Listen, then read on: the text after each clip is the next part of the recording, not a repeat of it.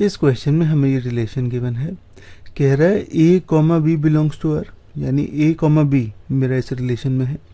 अगर ए comma B इस relation में है तो ये मेरी दो कंडीशन सेटिस्फाई कर रहा है। पहला तो A comma B belongs to Q, यानी ए और बी मेरा क्यू सेट में है। दूसरा A minus B belongs to Z, Z यहाँ पे इंटीजर होता है, यानी ए माइनस बी मेरा इंटीजर है, यानी difference of A and B integer है। एक और चीज़ गिवन है हमें, B comma C belongs to R, यानी बी और बी कॉमा सी इस रिलेशन में है, तो सेम दो कंडीशन सेटिस्फाई करेगा।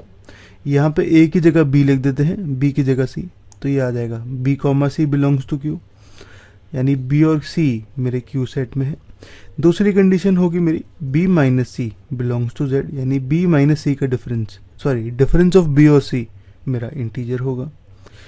अब हमें प्रूव करना है कि A comma C belongs to R होगा, यानी हमें सेम कंडीशन प्रूव करनी है, सेम दो कंडीशंस फॉर ए कॉमा सी।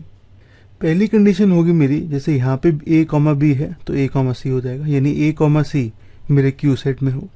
मुझे गिवन है A comma B belongs to Q, यानी ए कॉमा बी, ए और बी क्यू सेट में है, बी और सी क्यू सेट में है, इसका मतलब ए और सी भी क्यू सेट में होंगे, तो A comma C belongs to Q, ये आ गया। दूसरी चीज़ हमें प्रूव करनी है कि A minus C belongs to Z, यानी ए माइनस सी मेरा इंटीजर होगा। अब मुझे गिवन है ए माइनस बी और बी माइनस सी इंटीजर। अब सम ऑफ इंटीजर्स भी इंटीजर होता है, जैसे कि 1 और 2 का मैं सम लूँ तो 3 आता है, 1, 2 और 3 तीनों मेरे इंटीजर्स हैं। ऐसे ही A minus B plus B minus C भी इंटीजर होगा, ये मेरा आएगा ए माइनस सी। तो मेरा A minus C belongs to Z आ गया, और पहले हमने प्रूव किया था कि A comma C belongs to Q, यानी हमारी दोनों कंडीशन सेटिस्फाइड हैं फॉर ए कॉमा सी। तो मेरा ए कॉमा सी जो है ये इस रिलेशन में है।